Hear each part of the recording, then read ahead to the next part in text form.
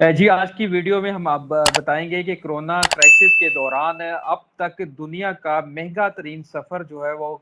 کس نے کیا، کس کاروباری شخصیت نے اپنی فیملی کو نکالنے کے لیے اسپیشل جیٹ ہائر کیا اور کس طرح وہ فیملی پہنچی۔ اس کے ساتھ ہی ہم بات کریں گے جو پاکستان میں جو عمران خان وزیر اعظم انہوں نے اعلان کیا تھا ایک نہیں دو نہیں ایک پاکستان ہوگا، تو اس پر عمل درآمد کس حد تک ہوا ہے۔ تو میرے ساتھ موجود ہیں احتشام صاحب۔ احتشام صاحب پہلے تو بات کریں گے جو کرونا کرائسس ہے اس میں ابھی سنجیدگی لوگوں کی کم ہو گئی ہے، لوگ اس کو ایسے لے رہے ہیں جیسے یہ کوئی بات ہی نہیں ہے، ڈرامہ ہے، اور لاک ڈاؤن میں نرمی کیا کہ لاک ڈاؤن ختم ہو گیا، ایکچوئل صورتحال ہے بازاروں میں۔ شارٹلی اس پہ آپ اپنے ایک منٹس دیجیے گا کہ یہ لوگوں کا جو رویہ ہے، ایک تو حکومت کا رویہ اس میں سنجیدگی نظر نہیں آئی شروع دن سے، اور پہلے انہوں نے لاک ڈاؤن کیا، پھر لاک ڈاؤن نہیں کرفیو نہیں lockdown, smart lockdown, پھر نرم lockdown, soft lockdown, اس طرح کی چیزیں چلتی رہی۔ اب آپ بازاروں میں دیکھیں تو اب لوگ جو ہے سوائے مساجد کے کہ آج اعتکاف وہاں پہ نہیں ہو رہا، وہاں پہ پابندی ہو رہی ہے، لیکن کسی جگہ پہ پابندی نہیں ہو رہی، اور لوگ کہہ رہے ہیں یہ ڈرامہ ہے، کچھ نہیں ہوگا کچھ نہیں ہوگا۔ اصل میں ہمارا سا مسئلہ پتہ کیا ہے؟ ہمارے ہاں ایک تو لوگوں کی سنجیدگی کا لیول یہ ہے کہ یہی لوگ جو کل تک شور مچا رہے تھے کہ لاک ڈاؤن اگر نہ کھل سکا تو ہم بھوکے مر جائیں گے، یہی لوگ آج بازاروں میں کپڑوں کی دکانوں پر، جوتوں کی دکانوں پر اور باقی چیزوں کی دکانوں پر رش پڑا ہوا ہے۔ یہ اتنے بھوکے مر رہے تھے کہ ان کے پاس پیسے نہیں تھے لیکن کپڑے خریدنے کے لیے پیسے تھے۔ لگ یہ رہا ہے کہ یہ شاپنگ کی وجہ سے مر رہے تھے، یہ لاک ڈاؤن کی وجہ سے نہیں مر رہے تھے۔ دوسری بات جہاں تک آپ کی ہے کہ کورونا کو سیریس نہیں لیا جاتا، تو ہماری اوور آل یہ مسئلہ ہماری قوم کا ہے کہ ہم کسی بھی کرائسس کو، کسی بھی بیماری کو اس وقت تک سیریس نہیں لیتے جب تک وہ ہمیں خود نہ لگ جائے یا ہمارے گھر میں نہ آ جائے۔ لیکن اس کے ساتھ جو سوشل میڈیا کے کچھ مفکرین ہیں نا، جو خود ساختہ مفکرین ہیں سوشل میڈیا کے، اور جو اسکالرز ہیں، انہوں نے بیڑا گرک کیا ہے کہ انہوں نے ایک یہ جو نئی تھیوری آ گئی ہے کہ یہ کرونا نام کی کوئی چیز ہے ہی نہیں، اور یہ کوئی بل گیٹس کر رہا ہے، وہ ہمارے جسموں میں چپ وغیرہ کو انسرٹ کرنا چاہ رہا ہے۔ کہیں پہ یہ آ رہا ہے کہ یہ اپنی دوائیاں بیچنے کے لیے کیا جا رہا ہے، کہیں پہ یہ کسی نے سوشل میڈیا کے مفکر نے یہ تھیوری چھوڑی ہوئی ہے کہ چائنا نے یہ سارا ڈرامہ رچایا ہے۔ تو بیسیکلی یہ جو سستے مفکر، سستے دانشور ہیں نا، ان لوگوں نے بھی بیڑا گرک کیا ہے اس بارے میں کہ انہوں نے ایک اپنے خود کو منوانے کے لیے یا اپنی بلے بلے کروانے کے لیے ایسی تھیریز سامنے لے آئے ہیں، جھوٹ لے آئے ہیں۔ بہت سارے یوٹیوب چینلز ہیں جہاں پر یہ ساری نظر آ رہی ہیں چیزیں، بہت سارے سوشل میڈیا کے اکاؤنٹس ہیں جہاں پہ یہ ساری چیزیں نظر آ رہی ہیں۔ انہوں نے اپنا سودا، اپنا مال بیچنے کے لیے یہ سارا جھوٹ گڑا اور اس کے بعد اچھا لوگوں نے اس پر یقین انہوں نے کیا، لیکن جو حکومت کی ذمہ داری تھی کہ شروع دن سے ہی حکومت جو ہے وہ تذبذب کا شکار ہے، کنفیوژن کا شکار ہے حکومت۔ وہ کبھی کوئی واضح پالیسی وہ بنا ہی نہیں سکے۔ اگر لاک ڈاؤن ابھی کھولنا تھا تو اس کے لیے کوئی ایس او پیز کیا ہوں گے، کس طرح ہوگا، عمل درآمد کس طرح ہوگا، پتہ ہے ہمارے لوگوں کے رویے کس طرح کے ہیں، یہ پہلے سے پتہ ہے۔ تو اس پر عمل درآمد کیسے کرانا، یہ پہلے سے طے ہونا چاہیے تھا، طریقہ کار واضح ہونا چاہیے تھا۔ جیسا کہ اب لاک ڈاؤن کھول دیا لاہور میں، آج وہ ایک بازار بند کرنا پڑا ہے، تو یہ تو پہلے چیزیں طے کرنی چاہیے۔ تو وہاں پہ آپ نہیں دیکھتے نااہلی ہوئی ہے؟ اس کو نااہلی کہہ لیں یا اس کو یہ کہہ سکتے ہیں نا تجربہ کاری کہہ سکتے ہیں، یا اس کو کہہ سکتے ہیں کہ یہ لوگ اس قابل ہی نہیں ہیں کہ یہ کوئی فیصلہ کر سکیں، اور شاید اس قابل ہوں اگر ہیں بھی تو فیصلے ان کے ہاتھ میں نہیں ہیں۔ یہ تو ہم بھی جانتے ہیں، آپ بھی جانتے ہیں کہ فیصلے تو کہاں سے ہو رہے ہیں اور اشرافیہ کون کر لے رہی رہے ہے، ہیں اشرافیہ۔ اشرافیہ کر رہی ہے۔ اب ان کا نیا نام اشرافیہ ہے، نواز شریف نے ان کا نام فلائی مخلوق رکھا تھا، اس سے پہلے اسٹیبلشمنٹ، کبھی فرشتے کبھی کچھ۔ تو یہ تو ہم بھی جانتے ہیں کہ یہ کہاں سے فیصلے ہو رہے ہیں اور کون کر رہا ہے۔ جو سارے کلیدی پوسٹیں ہیں جن پہ انہیں تعینات کیا جا رہا ہے۔ بالکل احمد، اس میں مسئلہ یہ ہے کہ یہ جو حکمران ہے نا، یہ ہے ترسے ہوئے لوگ۔ یہ پنڈ کے وہ مراسی ہیں جن کو نا ساری زندگی نمبرداری نہیں مل سکتی تھی،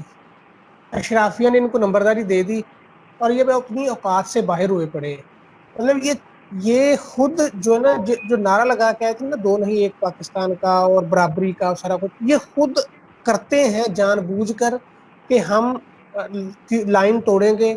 ہم وی آئی پی پروٹوکول لیں گے۔ وہ پنڈ کے مراسیوں والا ان کا حال ہے کہ ہم نمبرداروں کو بتائیں گے کہ ہم نمبردار بن گئے ہیں۔ حالات یہ ہوئے پڑے ہیں کہ مطلب اب اگر ڈپٹی اسپیکر باہر سے آئے ہیں تو 14 دن کسی ہوٹل میں رہ مر لیتے تو کیا فرق پڑنا تھا. نہیں، لیکن وہ انہوں نے نہیں رہا نا، نہیں رہے ہیں، انہوں نے گھر چلے گئے ہیں اور پھر ان کو کورونا بھی نکلا ہے. بتا رہا تھا آپ کو،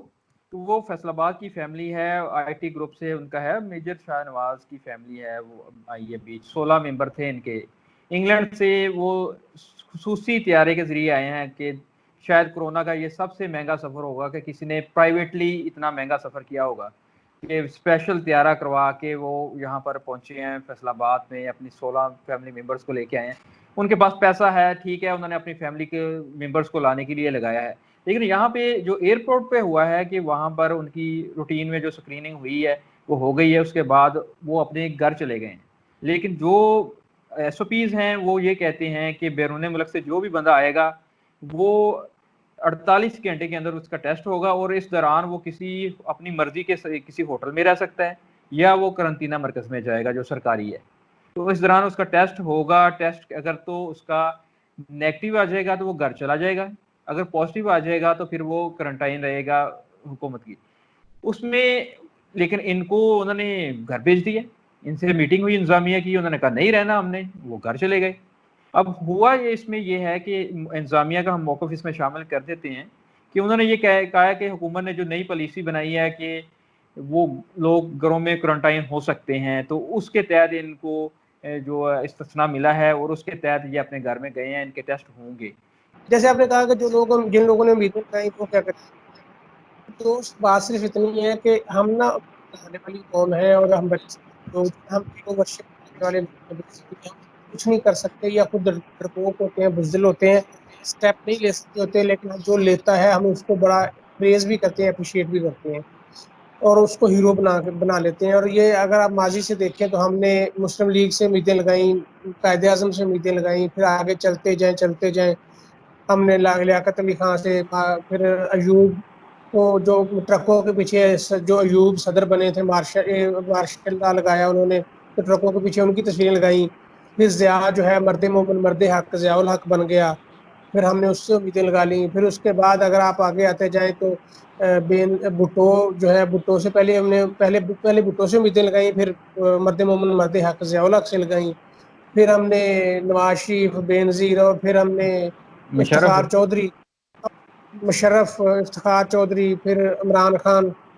تو اب عمران خان کے بعد کوئی اور آ جائے گا، ہم نے امیدیں لگانا نہیں چھوڑنی، امیدیں ہم لگاتے جائیں گے. ہم جب دھوکہ کھاتے ہیں، دھوکہ کھا کے تھوڑے دن تھوڑا ٹائم تک ہم پریشان رہتے ہیں، اس کے بعد پھر ہم کسی اور سے امید لگا لیتے ہیں. بے فکر رہیں، آگے کوئی اور آئے گا عمران خان کے بعد جس سے ہم امیدیں لگائیں گے، جو ہمیں نجات دہندہ نظر آئے گا، اور یہ ساری قوم اس کے پیچھے نعرے لگائے گی. اور ہم یہ نعرے ہم لگانے والے ہیں، اور ہم کئی 100 سال سے بھی زیادہ ہو گیا ہم نعرے لگا رہے ہیں، اور آنے والے کئی 100 سال بھی ہم نعرے لگاتے رہیں گے. اور پھر جاتے جاتے میں ایک اور ذکر کر دوں، بلکہ میں جو ریسنٹلی میں سوچ رہا تھا، آپ نے بھی پڑھا ہوگا، ہم نے بھی پڑھا ہوگا، اور ہماری ایج کے بہت سارے لوگوں نے پڑھا ہوگا. مصطفیٰ کمال عطا طور پہ ایک کہانی ہوتی تھی، شاید سیکنڈ ایئر میں ہوتی تھی. مصطفیٰ کمال عطا تھا، وہ ہیرو بنا کے ہمیں پیش کیا گیا اور ہمیں ہیرو بنا کے دکھایا گیا تھا. اب غازی ارطغرل ڈرامہ جو آیا ہے اس میں مصطفیٰ کمال عطا طور غدار، اب ہمارے سامنے ارطغرل غازی ہیرو ہے اور مصطفیٰ کمال عطا طور غدار ہے، اور وہ انگریزوں کا پٹھو تھا. اب ہمیں بتائیں، یہ اشرافیہ ہمیں بتائے یا ہمیں یہ حکمران بتائیں کہ ہم نے کس کو غدار سمجھنا ہے. شام صاحب آپ نے ہمیں تو بہت اچھی بات کی ہے، اس پہ ہم الگ سے ایک گفتگو کریں گے. تو آج کی ویڈیو اسی پہ ہم کلوز کرتے ہیں، اس پہ ہم یہ رہ گیا پینڈنگ، یہ اس پہ الگ سے ہم بات کریں گے، جو غدار تھا آج ہیرو کیسے ہو گیا اور یہ کس طرح ہے سارا معاملہ، تو اس پہ ہم پھر بات کریں گے انشاءاللہ. بہت شکریہ آپ کا.